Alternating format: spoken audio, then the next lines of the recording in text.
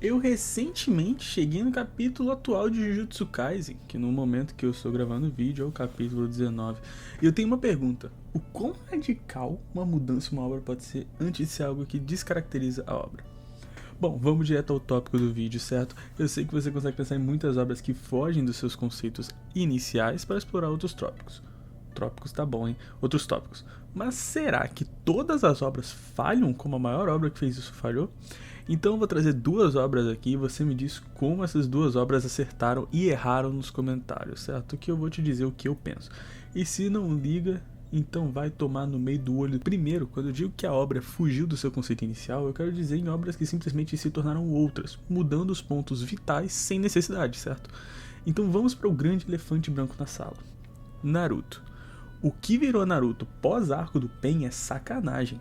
Uma obra sem alma, com ideias boas, porém mal trabalhadas. E principalmente com muitas, mas assim, muitos problemas no seu roteiro. Entre eles, a falta de lutas estratégicas e, claro, os alienígenas. Mas como diria Jack, aquele que tu conhece, vamos por partes. Certo, convenhamos que da metade pra frente de Naruto Shippuden, as batalhas viram uma disputa de quem é mais forte no chakra. Mesmo com técnicas e jutsus muito bons, viu? Virou Dragon Ball Z total. Principalmente no arco da guerra, mano.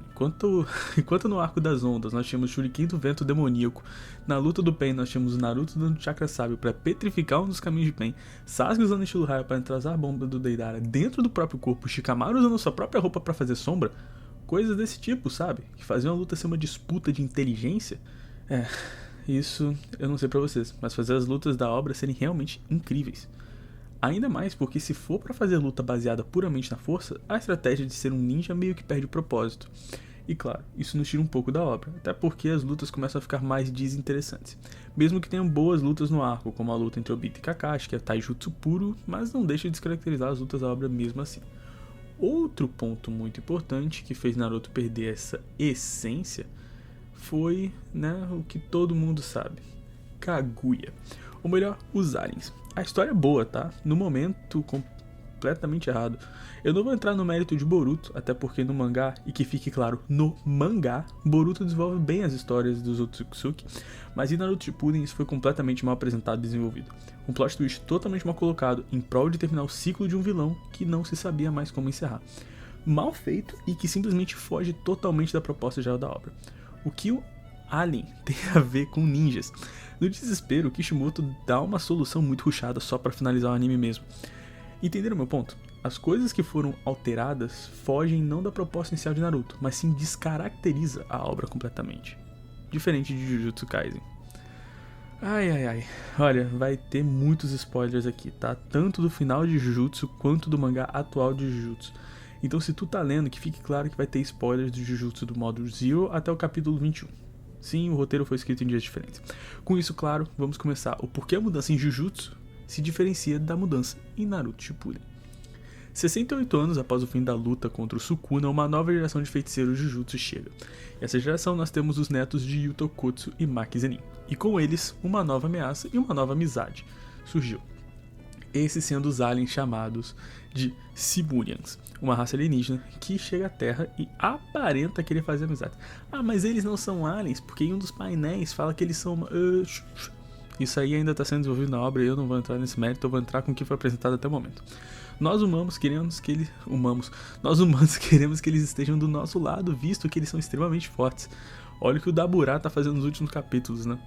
Mas vamos pro ponto direto. Os rappers geek vão ficar ricos com um novo anime de Jujutsu. Tá bom, brincadeira. A obra colocou o mesmo plot twist de Naruto, mas com isso, tá se desenvolvendo bem ou tá sendo igual? Bom, surpreendentemente bem. Os Simurians são uma raça que vivem uma juventude bem estendida e possuem uso de energia amaldiçoada. Além disso, os mesmos possuem tribos e costumes diferentes, como seres que também possuem civilizações, culturas e ensinamentos diferentes.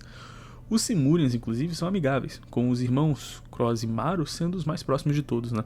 Com o Maru, inclusive, tendo momentos bem legais com os protagonistas, né? Tanto com o neto e a neta do Yu. Humanos e Simurians se juntam em uma aliança que, infelizmente, é quebrada pelo ataque dos humanos em um Simurian. Ataque esse que alguns Simurians queriam que acontecesse porque não gostavam dos humanos e não confiavam nem um pouquinho neles. Então o Simurian chama um representante dos humanos para o duelo. Então a luta começa. né? Yuka contra Daburá. Mas isso é só um resumo bem rápido pra gente se situar. Mas vamos falar do ponto que mais me pega nisso tudo. O flashback de Cross e Maro. Boa sorte pra mim pra lembrar quais são os capítulos, né? Eu tô fazendo esse vídeo uma semana depois de ter escrito esse roteiro. No flashback, nós vemos Cross e Maro, crianças, sendo entregues pra Dura, sem piadas de quinta série. Porque essa piada não dura aqui. E tem que começar a trabalhar em fazer um canal. Mas não é esse que você tá vendo, não. Um canal pra levar água. E assim, junto com Dura, eles trabalharam por muito tempo.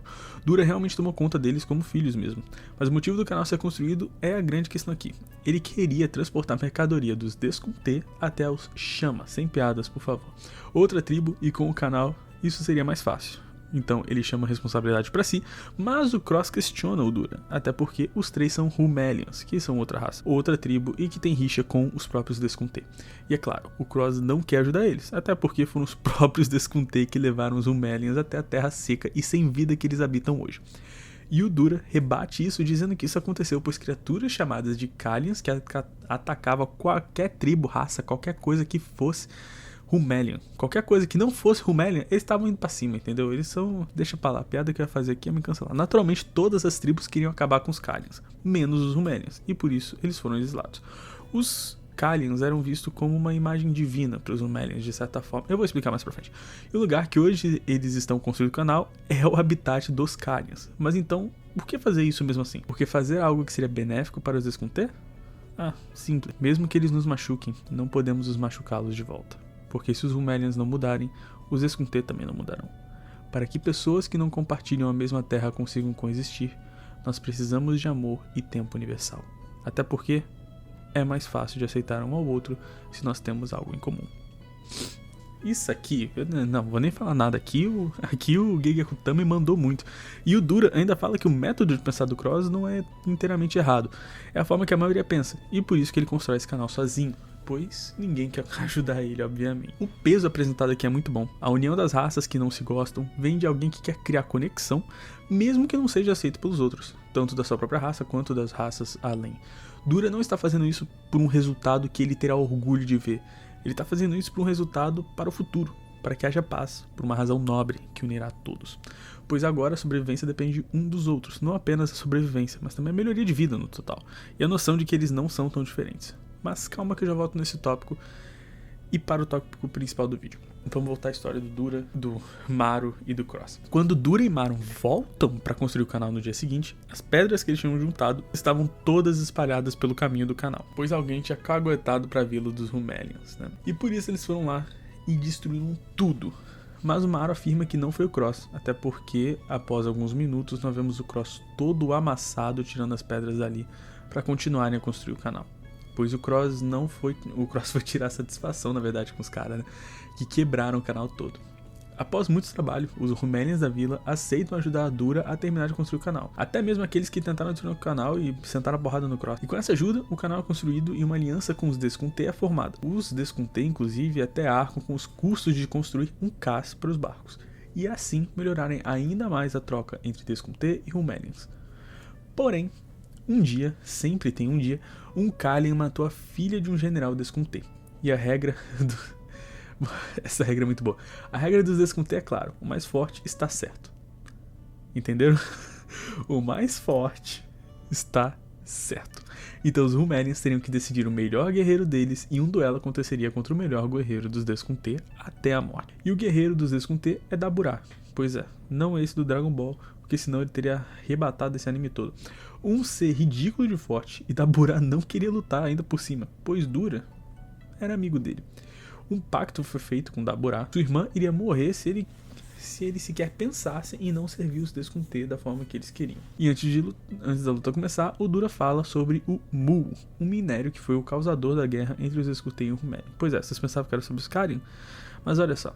Além dos Kalians, o mais importante era o minério, que pode converter energia amaldiçoada em qualquer tipo de energia. Qualquer mesmo. E Dura explana essa treta toda para o Coliseu que eles estão lutando, para que as outras tribos que foram assistir percebessem a crocodilagem do líder dos Desconté. E Dura então solta uma frase que, na minha opinião, é uma das melhores falas já escritas em uma obra. Nós não pedimos que respeitem a nossa religião, mas que respeitem nosso jeito de viver. Até porque a religião em si é algo para ser inserido no nosso dia a dia. não uma cultura ideológica. Isso nem é algo que é importante pro vídeo. Eu só queria deixar essa mensagem mesmo. Depois dessa mensagem, o Daburá morre dura, na porrada, sem machucar seu rosto, e ganha o duelo, fazendo com que Mario e Cross peguem umas pedras que eles pensavam ser só umas pedras comuns que Dura escolheu para guardar, mas que na verdade eram pedras de Mu, e criou uma nave para procurar um novo lugar para viver, e esse lugar viria a ser a Terra. Tá bom, esse foi o resumo do flashback que explica a história do Mario e do Cross e por que os Desconté e os Rumelians chegaram na Terra. Certo? Agora, vamos para o ponto principal. Meu Deus, vamos para o ponto principal. O que se difere nos aliens de Jujutsu e os aliens de Naruto? São 3 coisinhas bem importantes, tá? Primeiro é a obra. Os Rumelians e Desconté e yada aí são apresentados em modo Zero, não em Jujutsu em si. Então o tempo de trabalhar é muito maior, o que faz a aceitação também ser maior, por ser uma obra nova. Assim como Tokyo Ghoul mostra a perspectiva dos ghouls em Tokyo Ghoul, enquanto Tokyo Ghoul RE começa mostrando a perspectiva dos caçadores CCG. A obra tem tempo de trabalhar, pois não é a mesma que a anterior, dando assim uma aceitação maior para o público. Então acaba fazendo com que seja mais aceito você trabalhar conceitos diferentes. Diferente de Naruto, que apresentou os alienígenas não em Boruto, mas em Naruto Shippuden, o que descaracteriza a série que já tem uma premissa a seguir. Enquanto, se fosse apresentado Boruto, teria uma aceitação maior por ter mais tempo de trabalhar. E seria uma premissa realmente nova. Mas além disso, em segundo ponto, nós temos outro problema. O problema número 2, que é o contexto. A história da Kaguya em Naruto não é ruim. Sério, volta pra assistir, acho que são 3 episódios, se você ler no mangá é mais rápido ainda. É uma história interessante mesmo. Na verdade, chega a ser boa, mas não é um pouco bem apresentado não, é muito mal apresentado, que ela é bem trabalhada em Boruto. Enquanto aqui, em Jujutsu Mod, nós temos tempo para entender os personagens, suas motivações, sua cultura, sua personalidade, seu ambiente, tudo, absolutamente tudo que faz um grupo de personagens em qualquer obra ser bom e interessante. E por último, esse é criminoso, cara, alteração de valores. O que eu quero dizer com isso é que a Kaguya junto com o Madara são o pico de poder em vilões de Naruto, o que leva as lutas a serem realmente meio Dragon Ball Z, descaracterizando a obra de Naruto com as lutas mais estratégicas, igual eu disse no início do vídeo lá. E só pra deixar uma coisa bem clara, não estou falando que Dragon Ball Z é ruim, mas são lutas diferentes nas novas. Naruto sempre levou pra um lado mais estratégico, enquanto Dragon Ball sempre levou pro lado mais de poder. Não faz nenhuma das obras terem lutas ruins, só lutas diferentes, estilos diferentes também. Eu tô ficando sem ar, cara. Eu tô ficando sem ar. Em Jujutsu, mesmo que os personagens sejam bem diferentes, ainda assim eles obedecem às regras da obra e principalmente, mesmo tendo nomes diferentes para seus conceitos, os mesmos ainda seguem esses conceitos. Então a energia amaldiçoada para os Rumelians é chamado de Hollow, que não é assustador, não é mesmo? Chamar o Dio para processar sua obra. Mas apesar de nome diferente, o conceito e a execução é o mesmo. Inclusive a gente viu o próprio Daburá usando a expansão de domínio. E quando ele usa é até engraçado, porque no próximo painel aparece escrito expansão de domínio, mas não porque ele chama desse nome, é porque é o nome que nós leitores sabemos, já que ele não sabia que esse é o nome expansão de domínio. Mas, mesmo sendo a mesma coisa, pode ser entendido de forma diferente. E aí que tá. Cadê esse Naruto? Não existe porque os Otsutsuki só vão ser explorados em Boruto. E mesmo assim, eles exploram os personagens do Otsutsuki. Mas a raça ainda é uma grande incógnita. Eu não colocaria isso como um ponto negativo ainda, pois Boruto ainda tá rolando e eles podem muito bem colocar isso no Two Blue Vortex. Mas em relação a Naruto Shippuden, os Otsutsuki são uma raça que vem do nada. Eles aparecem da caceta do nada, porque eles não têm explicação, a gente não sabe quem eles são, pra no final ser o boss final. Simplesmente do nada. Então, como que você defende uma obra dessa? Mas enfim, esse é o meu ponto de vista sobre as duas obras e como você pode realmente mudar o conceito inicial da obra e manter a sua qualidade. Eu pensei em colocar outras obras aqui, né? Eu pensei em falar em Jojo, porque a parte 7 é um grande reset para a obra, por mais que mantenha os conceitos originais, é um grande reset da obra. Eu pensei em falar sobre Vinland Saga, porque o primeiro grande arco de Vinland Saga é totalmente diferente do segundo, e o terceiro pra frente também se diferencia bem legal, com o terceiro arco sendo mais um Thorfinn, né, meio como mentor, enquanto o primeiro arco ele é só um guerreiro sanguinário. Então eu pensei também em colocar ele aqui, mas eu acho que Naruto e Jujutsu exemplificam muito bem como que dá sim pra fazer essa mudança sem realmente acabar com a obra. Mas essa é só a minha opinião. Me deem as suas aí no comentário. E o que tu tá achando de Jujutsu Kaisen Module? Eu não vou mentir pra vocês não, que eu tô gostando bastante. Assim como eu tô gostando bastante de Boruto Two Blue Vortex também, eu tô achando uma obra bem legal, certo? Então, fala aí, vocês estão gostando dessas duas novas obras? Vocês estão achando bem escrito? Eu não vou mentir pra vocês que eu fico muito feliz que o Geki Otome não tá mais desenhando Jujutsu, porque Jesus, ele desenhava muito mal e graças a Deus a gente tá tendo uma obra mais fácil de se entender nos desenhos. Mas aí, fala aí, você acha que eu falei bosta, acertei alguma coisa? E eu vejo você no próximo vídeo.